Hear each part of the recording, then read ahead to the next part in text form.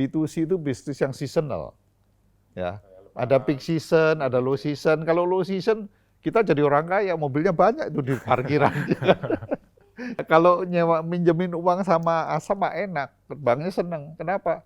Kalau nggak bisa bayar, tinggal mobilnya 1 biji dijual buat bayar cicilannya gitu kan. Tapi kalau satu pabrik, harus atapnya dicopot buat bayar kan nggak bisa. Yang susah itu nyari mobil. Kecuali Tuhan yang menentukan. Jadi orang mau jual mobil bawa ke tempat kamu lah itu, ya kan? Bener nggak? Nah sekarang ada sumber yang pasti. Kamu datang ke tempat lelang, pasti dapat mobil kan?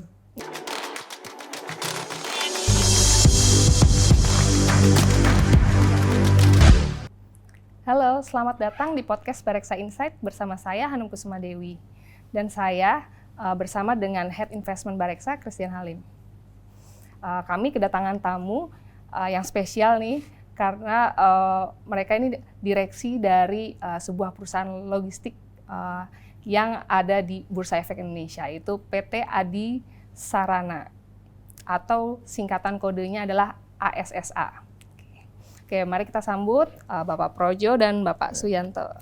Oke, mungkin di awal-awal nih kita ngobrol dulu kali ya Pak ya, investor ingin tahu gitu ya tentang Adi Sarana Armada ini ya. Itu saya dulu taunya ini perusahaan penyewaan mobil gitu ya Pak, tapi ternyata pas dibaca laporan keuangan kemarin public expose ada bisnis logistik juga gitu. Mungkin jelasin lini bisnis yang ada apa saja sekarang. Jadi sebenarnya Adi Sarana Armada atau ASA ini didirikan sejak tahun 2003.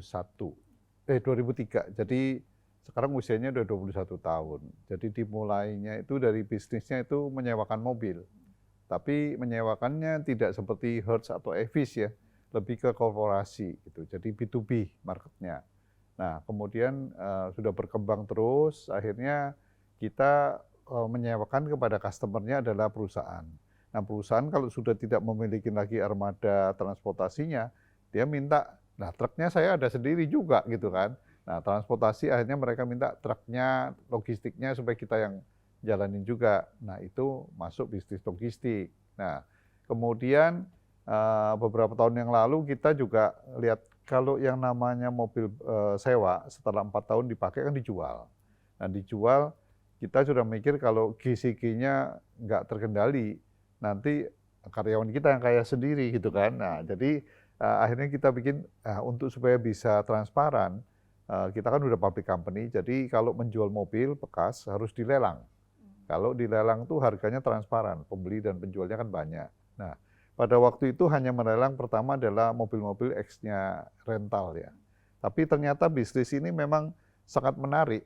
Jadi menariknya kenapa? Karena perusahaan-perusahaan leasing itu kalau ada tarikan mobil kan bingung juga menjualnya. Oh, yang ya kan? kredit macet ya? Kredit macet. Nah, problemnya kan kalau seandainya dijualnya kemurahan, ya kan?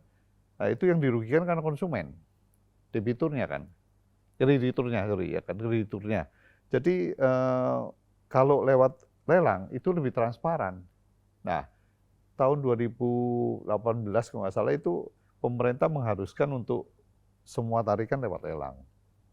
Nah, sehingga nggak ada yang dirugikan. Tetapi di samping itu ada market yang lain, yaitu apa? Pedagang mobil bekas. Jadi pedagang mobil bekas misalnya di daerah Bekasi, ada tipe mobil yang nggak laku di dia, bisa setahun ya megang mobil itu kan. Nah, mereka perlu clearing house kan. Akhirnya ke lelang. Jadi mungkin di daerah Depok, mobil tipe yang nggak laku di Bekasi bisa laku di situ. Ada pembelinya adalah penjual mobil bekas di Depok gitu kan, atau di Bogor gitu kan. Nah, itu jadi clearing house itu, jadi marketnya gede. Nah, itu yang terjadi. Kalau di Jepang itu ya, yang namanya dagang mobil bekas itu, yang dilelang, mayoritas itu pedagang antar pedagang. Karena apa? Di Jepang tarikannya rendah, orang Jepang nggak bayar utang. Jadi NPL-nya kan kecil, jadi otomatis volumenya nggak dapet. Tapi ternyata marketnya itu yaitu kayak marketplace gitu. Jadi itu kenapa kita bikin namanya lelang. Tetapi kan kalau lelang sendiri sebenarnya kan secara margin bagus. 38-40% bisa dapat, ya kan. Tetapi secara revenue kecil, karena commission base, fee-nya kan commission base. barangnya bukan miliknya kita kan, kita nggak beli.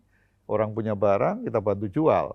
Jadi pembeli dan penjualnya itu bayar nanti kalau terjadi kan, fee kan. Nah, jadi revenue-nya itu bisa kecil, tapi profitnya gede, percentage ya. Jasa soalnya. Jasa. Nah, makanya kita akhirnya bikin yang namanya Caroline gitu ya kan. Jadi penjualan jual beli mobil bekas karena top line-nya jadi gede kan. Nah, itu makanya akhirnya kita IPO ini 2022 ya. 2022. Nah, itu jadi Autopedia, ASLC kodenya gitu kan. Nah, itu ceritanya di situ. Jadi yang ke depan bagaimana? Ke depan juga kita akan kembangkan lagi pilar keempat sebenarnya. Cuman mungkin belum ini, tapi kita lagi memikirkan logistik ini harus ke value chain-nya juga. Jadi kita ada mau masuk ke perusahaan yang namanya food supply chain. Food supply chain. Karena kalau sudah food supply chain itu distribusinya kan pakai logistik juga. Ya kan? Kemudian barang-barang ini ada di FMCG karena barang-barang ini perlu gudang. Ya kan? Kalau FMCG kan distribusi kan perlu gudang, perlu logistik, ya kan? Handling kan. Nah, ini perlu kayak last mile segala macam itu kita bisa konsolidasi. Tapi ini nantilah masih. Tapi ya kedepannya seperti itu. Jadi bisnis ini sendiri kita kan asetnya kira-kira 7,3 sampai 7,4 triliun asetnya sekarang. Oke, jadi ini yang sekarang berjalan tuh 3 ya lini bisnis utamanya ya, penyewaan, lelang mobil dan logistik tadi ya. Yang paling besar masih di penyewaan ya Pak ya, secara revenue. Tapi margin tadi yang paling besar yang lelang tadi ya Pak. Lelang kalau percentage ya. Tapi kalau in value ya paling gede di rental. Masih tetap rental gitu ya. Kalau untuk rental jumlah armadanya ada berapa besar? Kita ada 30.000 lebih ya, di atas 30.000 unit mobil. Itu satu Indonesia atau seluruh Indonesia. Dan kita di Jakarta mungkin sekitar 40% lah ya. Sehingga risk spreading, terus ganjil genap segala macam itu ya efeknya nggak secara total gitu. Tapi tadi itu B2B bukan B2C? Nggak B2C. Karena apa? B2C itu bisnis yang seasonal. Ya. Kayak lebaran, ada peak season, ada low season. Kalau low season, kita jadi orang kaya, mobilnya banyak itu di parkiran. Jadi kita nggak mau itu. Makanya utilisasi itu penting buat saya gitu kan. Karena mobil itu harganya mahal. Ya, maka utilisasi kita 93%. Nah, jadi kalau kita itu melakukan mengelola perusahaan, kalau asetnya mahal, kalau bisa aset itu kerjanya 24 jam. Supaya depresiasinya adalah murah. Ya kan?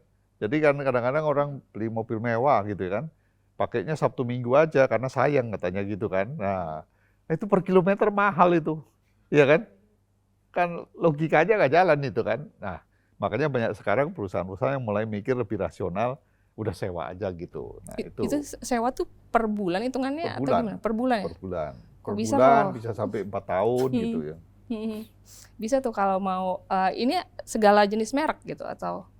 Gini, kita lebih kan segala jenis merek ya bisa, tapi harus jangka panjang. Kalau mobil baru ya, misalnya you mau sewa Mercy, ya boleh, tapi 4 tahun. Ya kan? Kalau enggak, you sewa setahun, 3 tahun siapa yang pakai? Ya kan? Jadi ini on demand juga bisa kayak gitu ya Pak? Kontraknya bisa on itu. Terus kita juga product mix harus penting. Milih mobil itu tergantung. Kalau mobilnya susah dijual, bekasnya, ya kita babak belur. Nah, kalau udah gitu berarti sewanya pasti lebih mahal. Gitu. Jadi trade-nya di situ. Sekarang kan lagi happening nih yang mobil listrik, apalagi kalau kayak ganjil genap kan dia bisa jalan terus gitu ya. Nah, itu kan? Gimana Pak demand-nya di sini? Yang maaf ya ini yang yang punya produsen mobil listrik. Yang saya nggak dapat itu adalah peace of mind, ya kan? Nggak ada ketenangan jiwa. Karena apa? Kalau infrastrukturnya kan belum banyak. Kalau saya udah nyoba nih ke Bogor gitu ya. Masih sisa 200 kilo lah kira-kira mileage yang kita.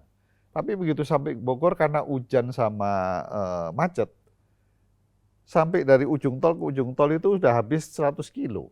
Kapasitinya 300 kilo. Mana berani saya masuk kota Bogor, balik saya dari ujung tol. Oke. Jadi karena untuk ininya ininya peace of mind-nya kan kita takut ngecas di mana gitu kan. Nah, itu problemnya. Saya cas di rumah, saya coba colokan rumah 24 jam nggak selesai itu. Jadi masih perlu waktu lama, kecuali you harus ke fast charging ya. Kalau yang colokan rumah kan orang pikir kan kalau ini ya colok di rumah gitu aja kan. Tapi ya itu tadi. Yang kedua, harga acquisition-nya mahal, mobil listrik itu. Sekarang makanya turun terus kan. Tetapi resale value-nya juga nggak ada. Oh, belum ada, Pak? Belum Sama ada. sekali. Maksudnya kalau orang jual mobil listrik, ini ada yang jualan. Ya, saya nggak usah sebut mereknya lah ya. Begitu dia udah baru pakai setahun dijual gitu. Mungkin dia mau beli yang lain gitu ya. Dititip jual, yang pertama yang mau beli nanya, kenapa baru setahun dipakai mau dijual gitu kan. Iya, Padahal biasa harga gitu. didiskon 30% Wow. dari harga barunya. Setahun loh. Ya kan? Orang worry apa? Ini jangan-jangan bermasalah baterainya. Terus kenapa dia baru setahun pakai jual? Ya kan? Jadi keyakinan mengenai resale value-nya itu nggak ada. Karena harga baterainya sendiri, akinya itu, kira-kira 40-50% dari harga mobil. Ya kan? Kebayang sih. Nah itu, terus kan dibilang warranty-nya 8 tahun. Lah, 8 tahun masih nyala sama kayak handphone kita kan. Nyala, tapi kalau dipakai udah nggak bisa 24 jam, ya kan gitu kan. Tinggal 8 jam misalnya. Hidup, nah itu masih masuk warranty apa enggak? Iya. Iya kan? Selama masih hidup ya, you nggak bisa klaim gitu. Jadi hal-hal seperti ini yang masih menjadi concern kita di EV gitu. Oke, jadi belum ya, tapi demand tetap Iya, ada terus gitu. asuransi juga mahal. Lebih mahal kalau asuransi EV, karena kalau tabrakan itu akinya yang kena. Mahal kan 45% dari. Oh, apa? Diperbaikinya satu rantai iya, gitu ya. satu rantai itu. Jadi ya masih banyak lah, perlu waktu lah. Tapi saya percaya bahwa one day EV juga akan menjadi, kalau semua sudah tersedia, 10 menit ngecasnya, kemudian ada di mana-mana chargingnya, ya orang bisa berubah gitu. Tapi kan secara operasional murah, bensin. Buat si penyewa murah, tetapi buat yang nyewain jadi mahal. Karena belinya harga mobilnya mahal. Jadi pasti ongkos sewanya mahal untuk mengkompensasi dengan resale value yang lebih rendah tadi. Kan tinggal trade off-nya itu. Oke, menarik banget ya. Ya kan? Iya, Terus kalau mau di jalan kan nggak bisa didorong itu mobil listrik. Benar-benar.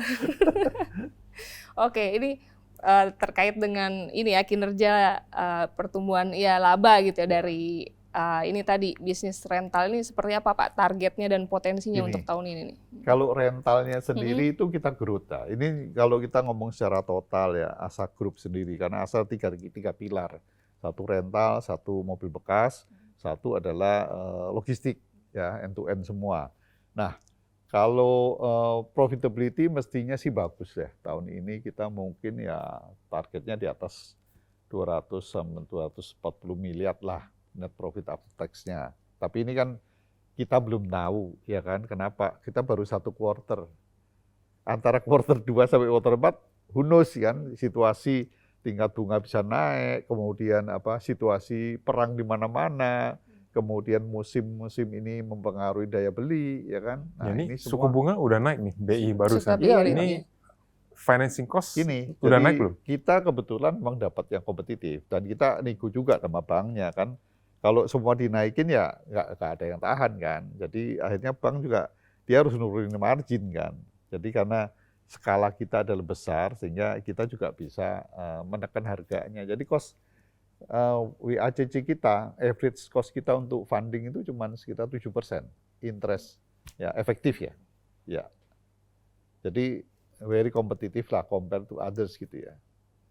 Memang kita punya very capital intensive gitu. Tapi itu ada memberikan kayak corporate guarantee atau Enggak, mobilnya aja.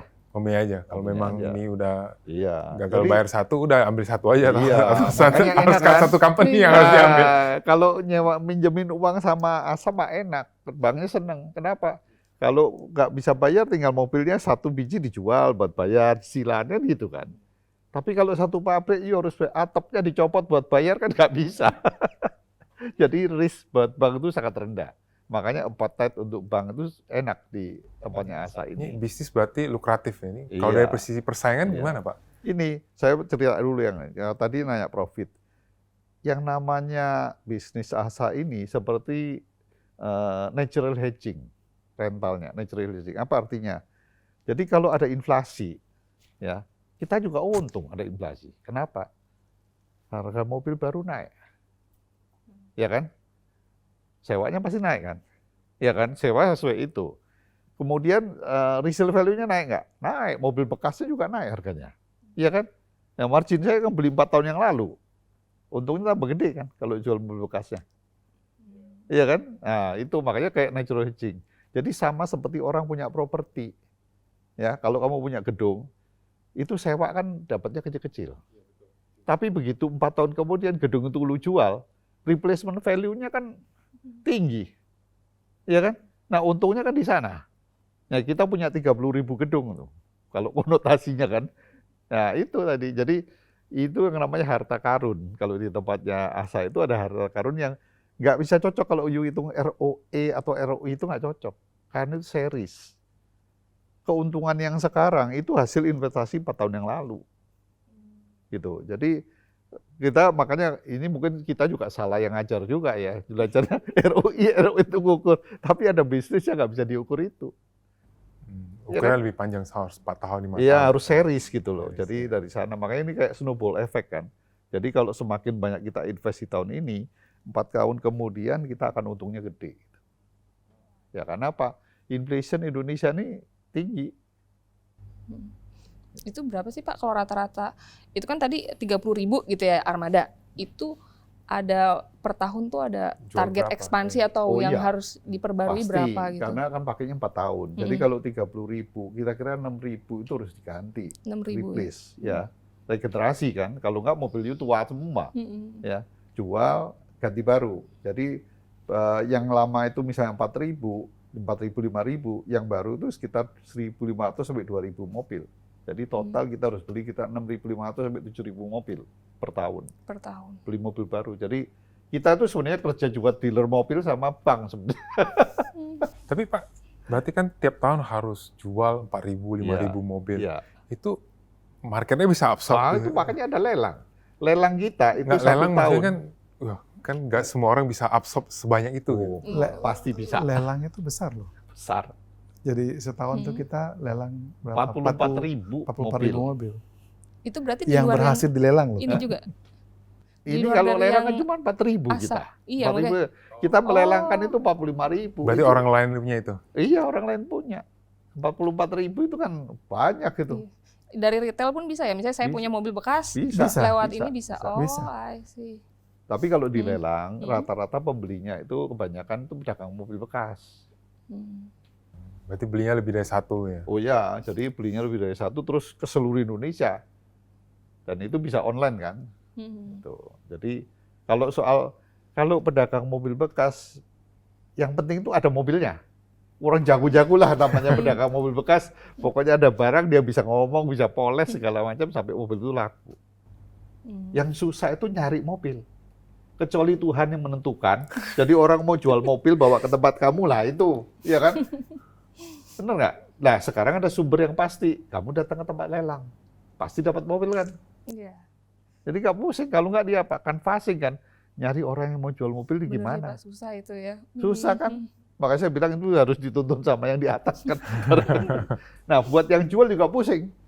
Mau Siapa jual yang mau mobil, iya siapa Siapa yang mau mau beli terus. Kalau pasang iklan, yang datang makelar lah segala macam. Rumah kamu tiap hari digedorin orang. Pusing nggak? Iya kan? Jadi lebih baik udahlah buat titip ini lelang jual. Itu harganya kan transparan. Pembeli dan penjualnya banyak, iya kan? Jadi sebenarnya ini adalah market yang sebenarnya buat kita itu marketplace yang namanya lelang ini. Tapi sifatnya lebih wholesale ya. Tapi Iya, jadi kebetulan di kita JBA itu udah nomor 1, umur 40% lebih lah market share-nya di lelang ya. Termasuk roda 2. Ya, kita ada Juga, lelang Pak. motor. Oh, ada juga lelang Iya, motor. jadi kalau ada yang mau beli motor di tempat lelang. Kan leasing juga menyewakan beli kredit motor. Ya kan? itu lebih banyak lagi. Lebih banyak itu. Itu setahun jual berapa ya? 72.000 72.000 motor. motor lelang. Itu taruh tempat di mana Pak? Ada, makanya kita harus punya lahan yang bagus. Tapi kalau beli motor ya borongan ya, nggak satu-satu. Gitu. Jadi kalau beli lelang orang beli 10 gitu. Itu kan kualitas beda-beda Pak. Itu Iya, mereka lihat dulu. 4 hari sebelum lelang, mereka calon pembeli itu ngelihat di lokasi. Nah, datanglah untuk menentukan itu, terus di rating sama dia, sama harganya berapa kira-kira dicatetin nanti yang dia mau beli ya.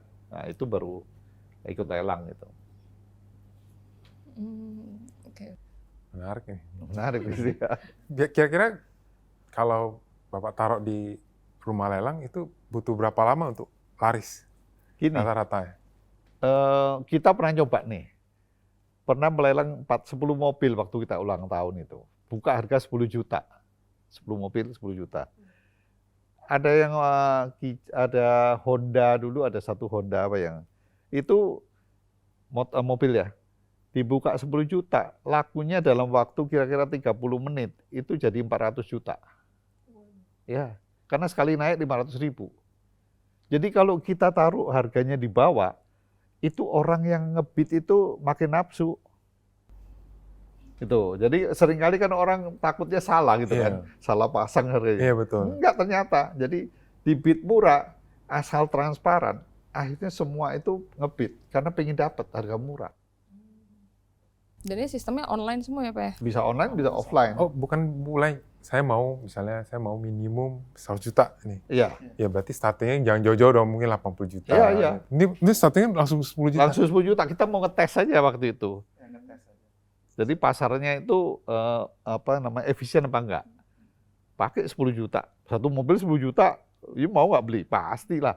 Tambah 500 ya udah. Tapi tambah kalau terus. kejadian di 50 juta, sakit hati Pak. Nggak Kita mungkin nggak juga kan? mungkin. Nggak mungkin kejadian. Yang kan? mau 50 juta kan banyak. Iya. Iya kan? Jadi Nah, tambahin kalau itu mau lewat 50 juta, gue 51 deh, gue 52 deh. Masih murah kan? Gitu. Emosinya ke bawah kalau udah lelang itu. Makanya kayak lelang Christie itu kan pernah nonton kan? Ya, Nah, itu kan semua begitu. Makin banyak saingannya, makin tinggi harganya. Oh, karena mulai dari harga bawah. Iya. Ya kalau harga atas mungkin naiknya nggak akan tinggi gitu. Gitu. Tapi lumayan dari 10 juta ke 400 juta Iya. berarti Lama. demand-nya juga ya. Iya. Lama. Banyak gitu. Ya, tapi itu nggak standar ya. Kita cuma ngetes ya. Ngetes aja waktu itu. Tapi ya rata-rata orang juga nggak berani menaruh di bawah lah. Tapi ya mereka coba, itu untuk menunjukkan bahwa kita tuh transparan. Jadi bukan di setting. Ya, kalau di setting bisa di lock, 50 juta nggak naik-naik.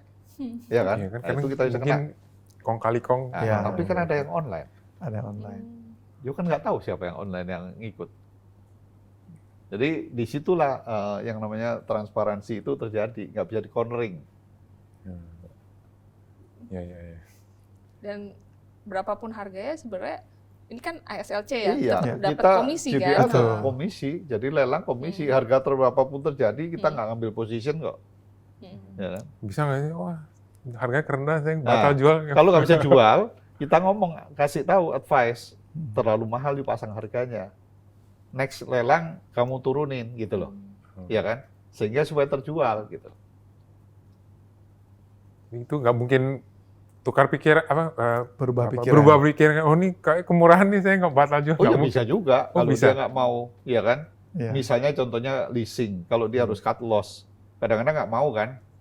bisa batal. Ya batal, ya nggak apa-apa. Nggak, maksudnya dia Sebelum jual- lelang ya tapi ya. Oh sebelum Ya, lelang. Kalau udah lelang ya nggak bisa dong orang Ya udah kalau beli. udah lelang kan udah Pembelinya kebeli marah orang. nanti. Ya itu. Iya, tapi kan dia ada floor price. Ya benar-benar lelang lah itu. Cuman di Indonesia mungkin belum banyak yang belum banyak yang mengenal bisnis lelang itu. Padahal harganya lebih baik daripada jualan langsung di showroom. Karena pembelinya banyak yang Iya. pingin. Itu lelang tiap hari atau Enggak, ada? kalau di Jakarta seminggu 2 kali, kalau di luar kota seminggu sekali. Nah, Iya, jadi mobilnya sebenarnya udah di rating dulu. Udah di rating, Iya. kira-kira kondisinya seperti Range apa. harga itu sekian. Kita ada standarnya. Rating ini range-nya segini. Tapi kalau pembeli kan belum tentu percaya dengan ratingnya kan. Dia datang, dia lihat sendiri fisikalnya. Iya, jadi mempercepat aja. Kalau enggak kan nanti susah, dia harus ngeliatin satu-satu. Iya, iya. Hmm. Dan itu berlaku untuk semua ya, walaupun kita penjualnya juga misalnya retail gitu, saya bukan dari ASA gitu kan, saya mau jual ini, minta tolong di ratingin gitu. Iya, Iya, bisa. Oh, Iya. Pasti dikasih suggestion price, floor price-nya berapa. Wah, menarik. Berimbang. Nah Belum- itu kita belum udah dibuka pakai sih. AI Hmm. untuk Oh. machine learning untuk mengetahui standar itu kita bikin namanya katalog untuk menghitung kira-kira mobil Avanza tahun misalnya 2012 warna putih di daerah mana, kondisinya A gitu. Iya. Itu harganya berapa? Nah, keluarlah range nanti. Kenapa bisa tahu? Karena kan kita udah punya data kan, Hmm. jualannya udah sering kan, jadi udah tahu lah kalau yang seperti ini kira-kira range harganya berapa. Oh. Dan itu bisa jadi floor price tadi ya? Iya. Oke. Yang mau beli juga Udah patokannya tahu. itu. Ah. Oh, Menarik, jadi menarik. market maker juga lama-lama. Oke, berarti nih terkait pangsa pasar ya tadi ya. Iya. Ini kan orang udah itu. Berapa sih Pak pangsa pasar untuk yang jual mobil Lelang. bekas ini? Jadi kalau lelang kita udah 40% lebih ya Di pangsa Indonesia? pasarnya di Indonesia. Karena banyak juga yang kecil-kecil gitu ya. Hmm. Terus kalau mobil bekas itu kalau saya hitung karena nggak ada daftarnya ya. Kalau rental mobil itu kira-kira total market Indonesia itu antara 250.000 mobil lah. Ya, jadi yang rental besar kecil ya kalau total segitu. Kita ada 30.000 lah gitu. Jadi one of the biggest juga untuk rental itu. Untuk Tapi bisnis. memang nggak banyak yang bisa main bisnis rental gede-gede. Hmm. Asetnya 7 triliun, ya kan? Ya. Kalau 7 triliun, equity-nya harus berapa, ya kan? Terus ini harus bisnis yang mikirnya panjang. Nggak bisa ngarepin bahwa, kalau sudah masuk uang segini mau balik cepet, ya nggak bisa. Ini gulung, ya. Jadi perlu waktu. Faktor apa sih Pak yang menentukan ini bisnis lelang akan bagus atau bisnis rental akan bagus tuh? Ada Ini. faktor-faktor apa? Apakah suku bunga sangat penting atau gimana? Ini kalau lelang itu adalah, pertama kan saya tadi cerita sumber. Ya. Jadi kalau perusahaan leasing sebagian sekarang ini tarikan leasing, ya. Kalau you mengharapkan sumber daripada mobil bekasnya dari leasing, pada waktu tahun ini misalnya leasing mengerem memberikan kredit, berarti jumlah tarikan 2 tahun lagi berkurang, ya kan? Nah, kan impact di sana, Supply itu ya? supply. Tetapi ada juga market yang lain, yaitu pedagang mobil. Nah, pedagang mobil tinggal muter. Yang mobil dia nggak laku, dia kan butuh cash flow. Dia lelangin supaya laku di tempat lain, muter semua gitu. Jadi sebenarnya bisnis lelang itu nggak ada matinya gitu. Oke, ini udah profitable berarti ya Pak? Profitable, dari mulai berdiri profitable. Namanya fee aja kok, ya kan? Cuman lu harus punya lahan yang gede, ya kan? Dan seluruh cabang kita punya kira-kira 22 hektar lahannya yang dimiliki. Ada 37 titik untuk lelang ini. Jadi udah terbesar di Indonesia. Oke, paling besar tadi di Jakarta ini ya? Ya, di Jakarta. Di Jakarta ada dua site untuk mobil, 1 site untuk motor. Kalau ini kan bisnisnya udah besar, terus kenapa bikin yang ini beli sendiri tadi katanya itu pakai apa supaya Tadi kan revenue dijelasin. lebih besar gitu. Betul, tadi kan dijelasin kalau lelang itu kan revenue-nya kecil, profitnya bagus. Tapi kalau Caroline ini kan gede marginnya, mungkin Pak Bro. Ini, kalau saya cuma jualan based on commission, bagus sih profitnya, tapi small. Nah, kalau makanya kita perlu bagaimana grow the revenue. Nah, grow the revenue ya harus jualan. Karena kalau jual satu mobil 300 juta. Kalau saya jual 100 mobil ya 300 juta kali 100 kan. Top line-nya jadi growth-nya gede gitu. Jadi kita maunya nanti top line-nya gede dan bottom line-nya juga bagus gitu. Karena apa? Kita ngeliat di Indonesia ini hampir dibilang nggak ada namanya perusahaan besar yang memiliki penjualan mobil bekas gitu. Ya kan? Dulu kan cuma ada mobil 88. Ya. Sekarang yang udah ganti nama ya kan. Nah, kita sendiri orang kan kalau mau jualan mobil atau beli mobil kan cari perusahaan yang meyakinkan. Kalau ada klaim, gue tahu perusahaan ini ada gitu. Bukan sekarang ada, besok ada gitu kan. Peace of mind-nya juga perlu gitu. Kalau orang jual beli mobil gitu. Mobil yang saya beli, walaupun bekas, ada garansinya nggak, kerendam apa nggak mobilnya. Suratnya bener nggak, ya kan? Nah, kalau ada klaim segala macam kan, dia ada perusahaan yang gede yang mensupport itu. Nah, ini yang sebenarnya ke depannya orang akan mencari yang namanya ketenangan lah. Ketenangan jiwa kalau mau jual beli mobil. Nah, kan nggak ada. Nah, kita makanya setup ini gitu. Jadi ada yang retail, ada yang wholesale. Yang wholesale ya lelang, yang retail ya Caroline tadi. Nggak diomelin sama ini pedagang lain. Oh, enggak, Jadi beda. bersaing. Enggak. Jadi marketnya itu besar sekali. Satu mobil itu mulai dari keluar dari pabrik bisa ke minimum ganti tangan 4 kali. Seumur hidup mobil itu. Iya.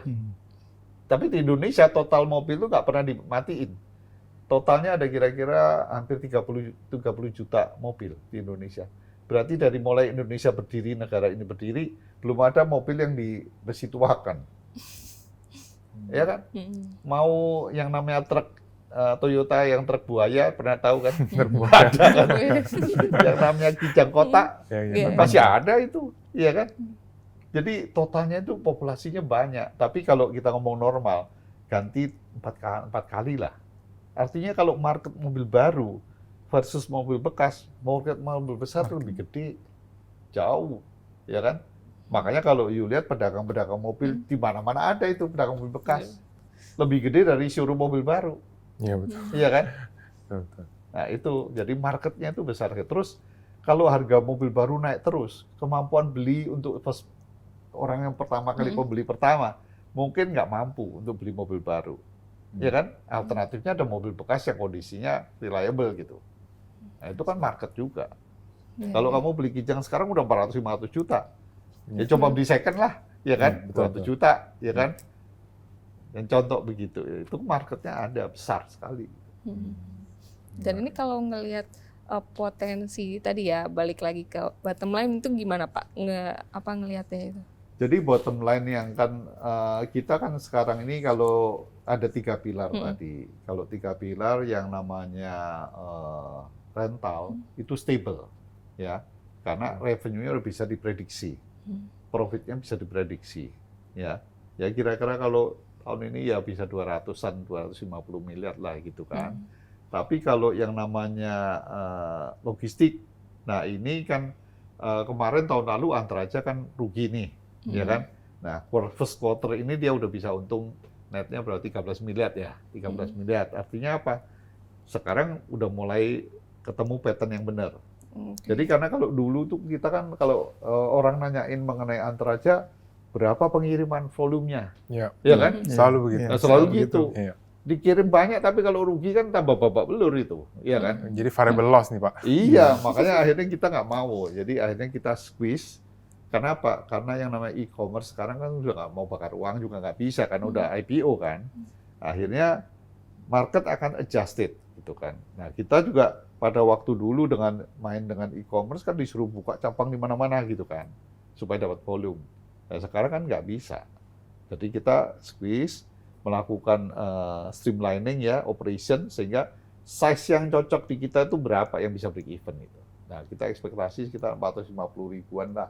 450 ribu sampai 500 ribu itu adalah poin untuk break even. Buat saya asal break even aja udah cukup gitu kan. Nah, karena apa? Kita sistem logistik itu ada value chain. Ada first mile, ada mid mile, ada last mile. Ya, jadi yang ini yang orang lain nggak punya. Gitu. Kalau ada yang punya first mile sendiri, ada yang mid mile sendiri, tapi last mile-nya nggak ada gitu. Contohnya gitu. Nah, dengan kita ada satu sini kita memberikan solusi. Contohnya begini. Orang yang pedagang UKM di Surabaya mau jualan di Jakarta gimana caranya? Dia harus buka cabang di Jakarta kan. Tapi kalau ada kita, udah kirim aja bulk ya dari Surabaya, you jualnya online, tinggal sampai di Jakarta, kita masukin gudang kita sorting, kita bagi-bagi, langsung kirim pembelinya dia kan. Nggak perlu buka toko di sini kan, perwakilan di sini nggak usah kan. Gitu. Nah ini sebenarnya ke depan akan makin banyak yang begitu. Itu jadi kayak warehouse gitu ya Pak? Warehouse include delivery last mile-nya. Kan sekarang orang udah beli online segala macam, ya kan? Nah sama seperti kenapa kita masuk ke cold chain juga, ya. Iya itu. Nah, sama, kalau you sekarang dari Surabaya pengen makan sesuatu, soto lah atau apa dari Surabaya, rawon gitu ya. Nah, sekarang udah banyak yang namanya di supermarket. Itu cold chain, ya kan? Yang tempatnya apa? Frozen food, ya kan? Frozen food kan semua ditaruh di situ. Artinya Pak, marketnya gede. Yang kedua, ikan misalnya. Ikan itu kalau dari daerah penangkapan ikan di daerah Jawa Banyuwangi kan. Ya. Kalau sampai di Jakarta ikannya udah mati 4 kali. Ya kan? Tangkap sekali mati. Kemudian formalin mati 2 kali. Di perjalanan diformalin lagi supaya nggak rusak. Iya kan? Sampai di Jakarta di penggorengan mati lagi 4 kali ya. Jadi kita makan ikan yang nggak sehat gitu kan. Makanya yang bener sehat itu ikan yang diformalin. Ikan yang di frozen. Frozen. Iya kan? langsung. Dari pabrik matinya sekali udah langsung di penggorengan gitu kan. Tapi kan mahal Pak ya, itu kan listrik, ya. Oh iya, tapi kan Es, itu kan harus terus kalau Pak. GDP kita makin lama makin naik, orang mulai Conscious. peduli sama kesehatan. Ya kan? Hmm. Kan ibu-ibu kita ini kadang-kadang maaf ya, kan seringkali salah tuh. Kalau ke pasar melihat insangnya kalau merah ikan seger. Enggak, Iya. itu ada satu warna itu. Tapi food grade lah ya. Jadi ya udahlah, kalau menurut saya sih ke depan tuh frozen itu pasti akan marketnya naik. Orang kita ini makin lama makin sibuk. Jadi nggak sempat lagi ke dapur, ya kan? Kalau bisa beli, masak, frozen, microwave, selesai gitu kan. Sekarang untuk armada cold chain-nya ada berapa besar Pak armada? Armada cold chain belum besar, cuman berapa puluh ini aja, berapa puluh unit aja. Tapi ke depan itu kita akan kembangkan terus karena ngikutin pasar. Ya, jangan sampai kita beli nggak ada market gitu. Ya, itu kan kayak es krim, ya makanan segar, itu kan semua pakai daging beku, Kosmetik, iya, obat-obatan. kosmetik itu dia ruang AC, jadi mobilnya juga harus peppermint, coklat gitu. Kalau nggak cair, kalau dikirim lewat truk nggak bisa. Jadi marketnya banyak gitu. Iya. Nah, untuk add value yang di situ, kita itu kita apply license jadi halal logistik. Jadi kita bersertifikat halal nih logistiknya. Kenapa? Karena di tahun ini, di Oktober tahun ini, harusnya pemerintah udah akan mengenforce mengenai mewajibkan bahwa semua yang berkaitan dengan makanan itu harus halal, nggak cuma produsennya, tapi prosesnya juga. Nah, makanya kita udah dari tahun lalu kita udah siapkan ya logistik kita itu halal gitu. Ini logistik juga di Iya. sertifikasi. Iya, sertifikasi. Ini balik lagi ke logistik kan tadi ini di bawahnya Antar aja berarti ya yang Enggak. beda lagi. Di bawahnya Antar aja itu bagian part of it last mile aja. Jadi Kalau yang itu first mile dan mid mile namanya apa? jadi Asalog sama Asta. Ya. Kita pakainya namanya cargo share logistik. Nah, di dalam portfolio ASA itu ada cargo share logistik yang bergerak di mid mile tracking. Last mile itu Antar aja. Ada juga sebenarnya yang pergudangan tadi namanya titip aja. Ada juga yang cold chain namanya cold space. Jadi ada satu ekosistem logistik sebetulnya. Jadi nggak cuma Antar aja, mungkin yang dulu orang kenal cuma Antar aja gitu. Antar aja hanya last mile. Jadi hanya kurir ekspres aja gitu. Terus dulu kan sempat ada isu sulit cari pengemudi truk gitu. Itu sekarang gimana untuk rekrut? Jadi sebenarnya gini, tergantung jenis truknya apa. Kalau truknya yang besar, misalnya kayak 40 feet, 20 feet, terus yang besar-besar, memang iya, B2 umum itu terbatas. Tapi mobil-mobil kita itu kan 4 ban, 6 ban, blind van, itu lebih mudah kok nyarinya. Dan kita itu punya company yang memanage supir sebenarnya di kita. Perusahaan supir namanya. Ada benar. Itu semua under ASA juga? Under ASA. Terus untuk apa? Pengiriman yang jarak jauh itu sampai nginep nggak itu ke supirnya itu? Iya, kalau ke Sumatera pasti nginep, karena kan jauh dari Jakarta ke Sumatera. Tapi ya kita juga mengembangkan berbagai cara operation sih sebetulnya. Jadi kayak yang di Pulau Jawa ini kita ada cara bagaimana supaya bisa lebih efisien, orangnya nggak harus nginep, supirnya nggak capek. Karena kalau di penerbangan diusahakan tuh pilotnya tuh kerja cuma 8 jam tapi pulang ke rumah, jadinya nggak nginep. Nah, kalau di truk bisa juga. Sama bisa kayak gitu. Makanya kita ada poin kan. Cabang-cabang ASA itu kan ada di mana-mana. Ada di mana-mana. Kan bisa aja kalau cabangnya di tengah, misalnya di Jawa kan di tengah kan Jawa Tengah gitu. Kenapa nggak dari sana aja dia jalannya gitu? Kan bisa juga. Tukar supir. Tukar supir aja di tengah-tengah. Tapi kan truknya sama. Truknya sama. Nah, makanya harus pakai teknologi. Harus pakai teknologi. Jadi setiap trip itu di-track. Oh, ini orang kapan dia jalan dari mana, udah berapa jam dia jalan. Jadi kita tracking itu. Begitu nyampe di titik tengah, ya ganti supirnya gitu misalnya. Terus dia pulang bagaimana? Dia orang sana kan ya. Kan bisa aja, bisa katakanlah saya dari Jawa Tengah. Saya supir, ya rumah saya di situ gitu misalnya. Waktu saya jalan, saya mulai dari Jawa Tengah. Kan tiap hari ini kan ASA pasti ada jalan mobil. Apalagi mensupport Antar aja, Tiap hari kan ada mobil jalan. Jadi begitu nyampe di sana ya, udah kamu yang supir dia ke Jakarta ya. Sampai Jakarta nanti kan pasti dia balik lagi ke sini, ke Instead of Surabaya Jakarta bolak-balik, dia Surabaya ke Semarang, Ya. Semarang ke Surabaya, gitu, ya kan? kan dia jadi nggak Nanti capek. Semarang Jakarta, Jakarta balik lagi Beda Semarang. lagi, Gitu. supirnya Iya. gitu ya, Iya. supirnya beda lagi yang ke Iya, Jakarta. sebenarnya beda gitu. Keren juga bisa begitu. Terus juga cargo share, kenapa kita sebut cargo share? Mm-mm. Karena nggak usah full truckload. Jadi kalau kita ngomong UKM di daerah Jawa Timur gitu ya, ngirimnya kan nggak mungkin satu truk penuh. Ya, kita berapa bal aja kita angkut gitu. Karena Pak, memang itu jalan, jadi bisa sharing cost. Mm-mm. Itu ada aplikasi atau? Ada aplikasi. Hmm. Ada aplikasi. Karena kalau kayak gitu manual pasti susah banget. Nah, yang melakukan aplikasi untuk yang bal-balan itu aplikasinya Antar aja. Hmm. Yang mengangkut truk isinya itu cargo share. Aduh, berarti 2 aplikasi. Satu aja. Karena Satu. kan dia dealnya ada Antar aja kan. Tapi yang di belakang yang mensupport itu kan si cargo share-nya. Hmm. Jadi Baru tahu. makanya mekanisme ini kita bangun portfolio ini untuk jadi end-to-end logistik itu maksudnya. Karena kalau yang lain kan ya udah punya satu aja last mile gitu. Sayangannya Antar aja lah gitu. Tapi dia punya nggak yang di tengahnya? Dia punya nggak gudangnya? Tadi kan Pak Porjo cerita, kalau pedagang di Surabaya UMKM harus nyewa truk sendiri nggak sanggup, dia pasti akan sibuk konsol teman-temannya rame-rame. Padahal ini truk tiap hari jalan. Ya udah kamu titipin aja di sini, nyampe ke sana taruh di titip aja. Hmm. Nanti tinggal dari titip aja, ngirim ke customer pembelinya pakai Antar aja gitu. Hmm. Jadi itu sebenarnya portfolionya kayak gitu. Nice. Oh, Menarik juga. iya. Jadi gampang sekarang jadi penjual online. Iya. Iya. Yang penting barangnya ada, penjual online kan dia nyari barangnya apa gitu. Nah itu yang saya bilang bahwa walaupun e-commerce-nya nanti agak berkurang volume, tapi yang namanya bisnis online itu lewat online tetap akan stabil, berkembang. Ya, karena orang udah biasa, kalau you udah biasa belanja online, nggak mungkin kamu stop nggak belanja online, nggak mungkin, ya kan?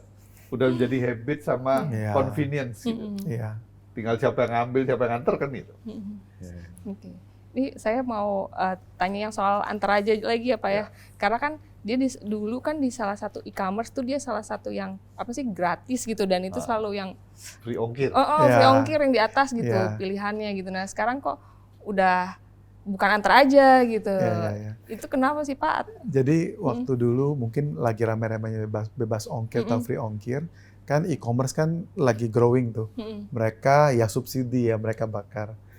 Sebenarnya mungkin klarifikasi juga nggak selalu Antar aja. Sebenarnya dia ada beberapa partner gitu. Hmm. Nah tetapi tentunya berjalan dengan waktu, tadi Pak Projo udah bilang, e-commerce juga sekarang mulai mikir, mereka udah IPO. Mereka pasti juga akan batasin burning rate-nya mereka. Nah, kalau itu harus dipas ke kita juga nggak mau kan. Kita jadi milih-milih mana yang kita masih bisa layani, mana yang enggak gitu. Jadi kita akan milih sebetulnya. Kita tetap ada sebetulnya, masih tetap ada, tapi kita milih misalnya, oh Antar aja itu kekuatannya itu di same day. Ya di same day aja tahu di sana. Karena sebetulnya same day kita tuh murah. Kenapa murah? Same day kita dalam kota, nyampainya pasti same day. Kedua, harganya flat. Iya. Sementara kompetitor kita semakin jauh kan semakin mahal. Nah, yang beli kan juga pinter, walaupun dia bayar sendiri, oh yang ini murahan ini nih, sama-sama same day juga kok nyampainya.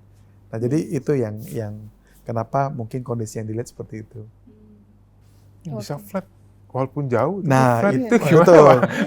Kenapa? Itu bedanya gini, kalau kita pakai yang ya ini ya ojol misalnya kan, dia ngambil paket, kemudian dia harus jalan kan point to point gitu. Orang yang sama. Orang yang sama kan. Nah, kalau kita kan enggak. Karena kita itu mengkonsol. Misalnya saya ngambil daerah A gitu ya. Walaupun dia bilang same day ada satu paket, tapi di situ kan ada banyak paket. Yang ngambil tuh sekarang harus ambil tuh udah banyak. Setelah itu dialirkan dengan mid mile, dengan truk, dengan van gitu, juga jumlahnya banyak. Yang di ujung sana yang ngirim juga sekali ngirim juga banyak. Jadi yang ngambil dan yang ngirim itu beda. Jadi nggak point to point. Makanya cost-nya bisa flat. Jadi operation modelnya beda sebetulnya. Oh, Judulnya sama same day, tapi sebenarnya operation modelnya totally different. oh. Jadi kita kayak estafet gitu. Oh, itu supirnya nggak itu maksudnya gampang kan kalau dari Jakarta Selatan langsung kirim ke Jakarta Utara ya udah langsung aja kirim. Oh, Ini, jauh. ini harus Tapi berhenti. costnya mahal. Bensinnya, Kan orangnya, artinya kan waktunya. saya bawa satu paket, dari Jakarta Utara ke Jakarta Selatan gitu. Satu paket aja, berarti kan semua kos yang timbul dibagi satu. Kalau ini, saya walaupun mungkin nggak pakai motor, tapi pakai van gitu, sekali bawa 600 gitu. Berarti kan ongkos van-nya dibagi 600 gitu. Sehingga lebih murah jadinya. Oke.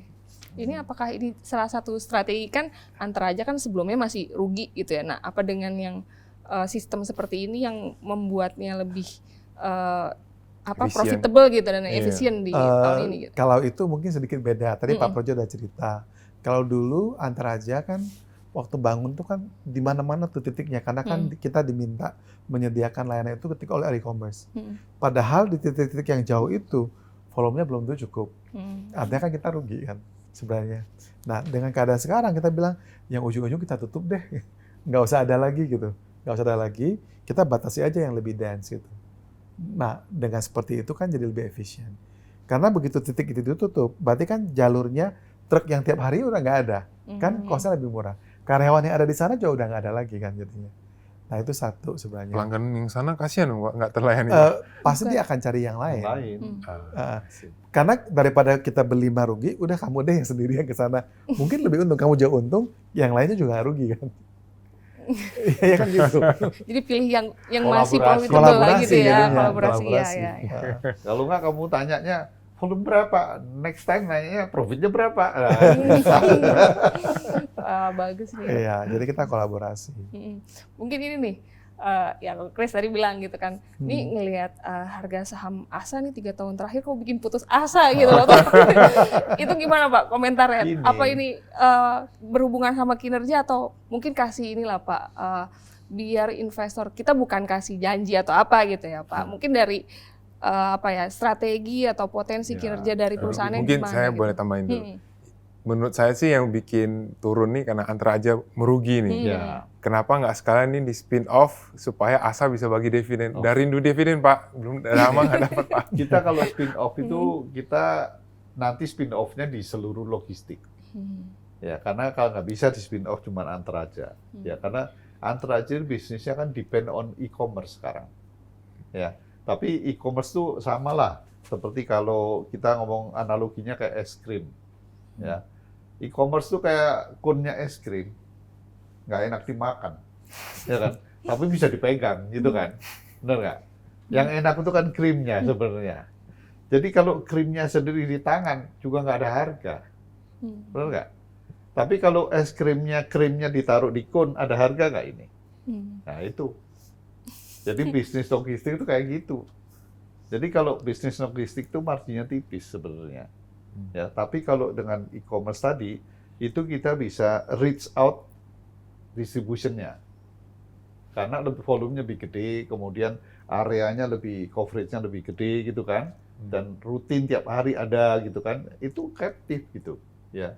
Jadi kun lah gitu. Jadi Sekarang Antara Aja berapa persen market share Pak kalau boleh sharing Pak? mungkin kalau sekarang volume ya sekitar 5 juta lah ya per day ya. Nah, maksudnya marketnya Market ya. itu. Ya, mungkin kira-kira segitu sih. Ya, jadi kita mungkin 10%. Iya. Itu udah BEP Pak ya? Kita udah beda, Iya, tapi udah, kita nggak mau udah. gede-gede juga. Kita nggak mau gede-gede. Ya. Karena kalau gede dan skenario yang kayak awal-awal, kan jadi ruginya tambah banyak juga titik-titiknya itu. Kalau nggak efisien. Pembahasannya nanya lagi, kapan untungnya? Terus apa sumber pertumbuhannya gimana nih Pak nih? Kalau Iya. dibatasin ya Antara Aja-nya. kan namanya ASA kan ya.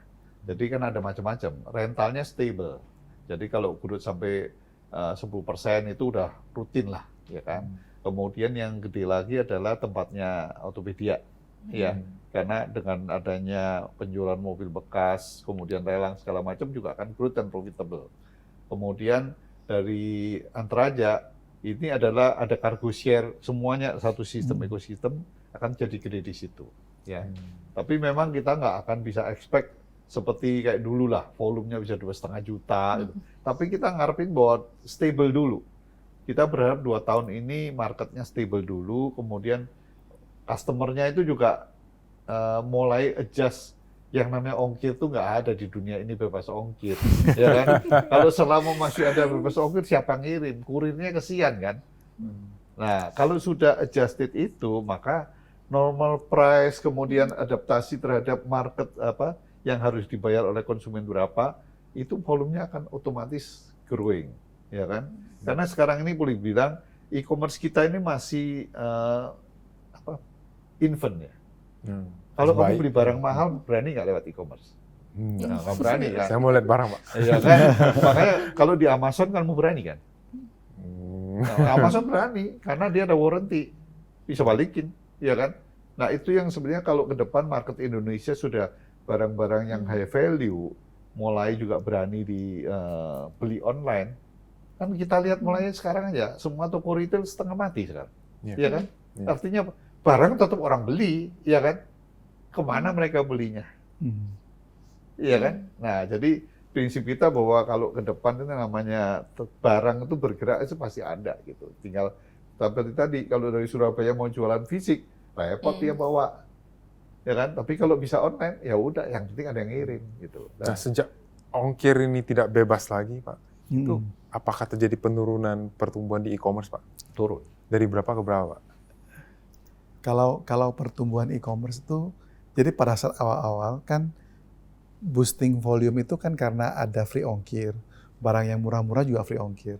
Nah, begitu mengurangi burning rate para e-commerce player ini, yang tumbuh itu adalah yang memang benar actual business, the real business. Tetap ada growth, tapi growth rate-nya nggak setinggi sebelumnya.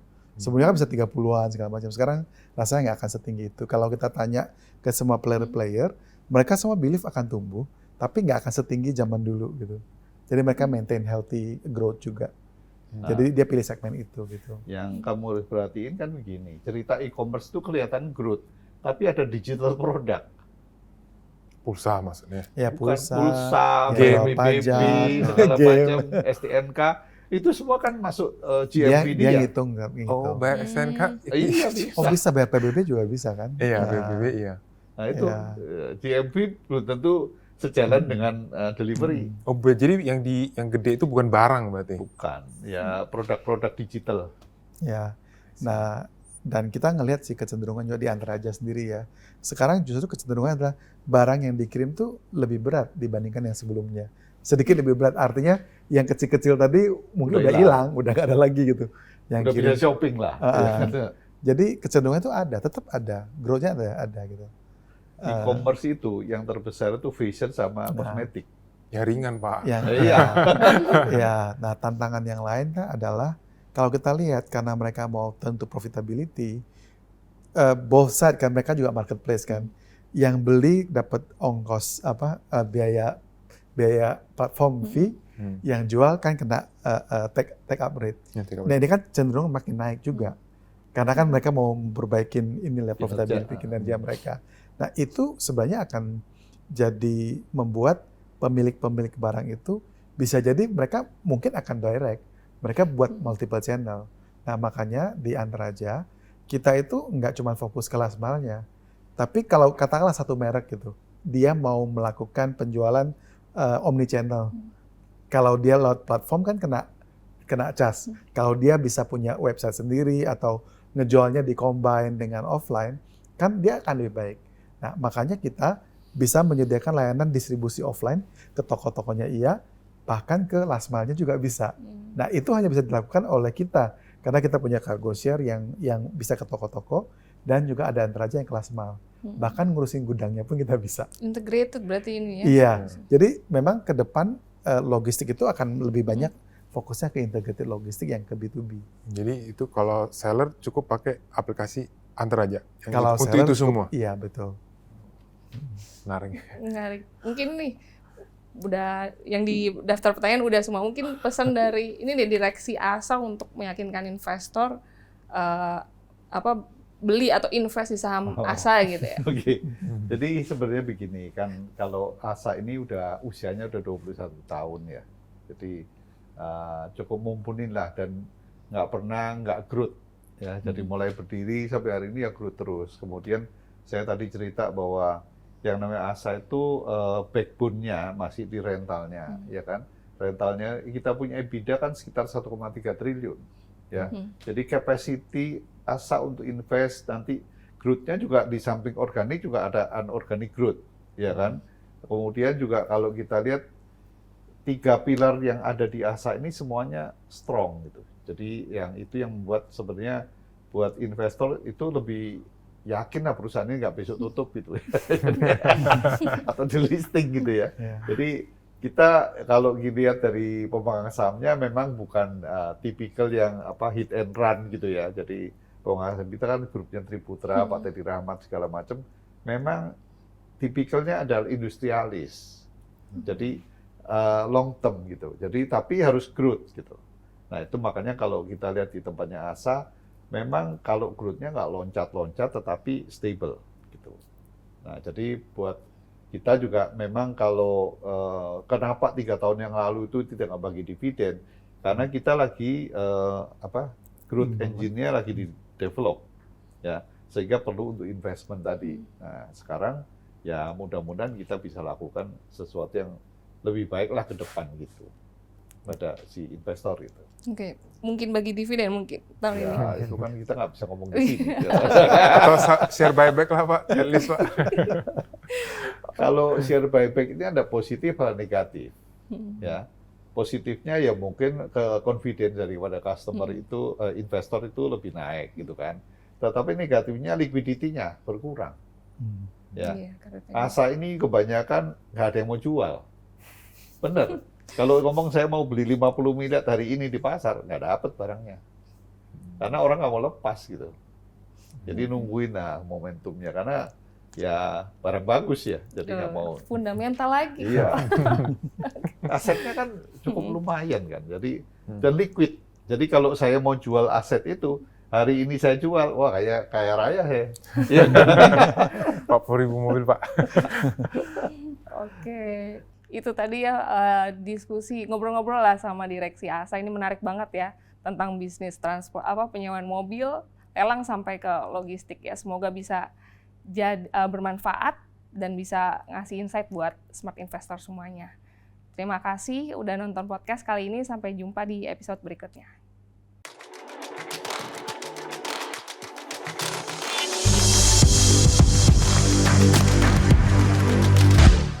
Forex Insight.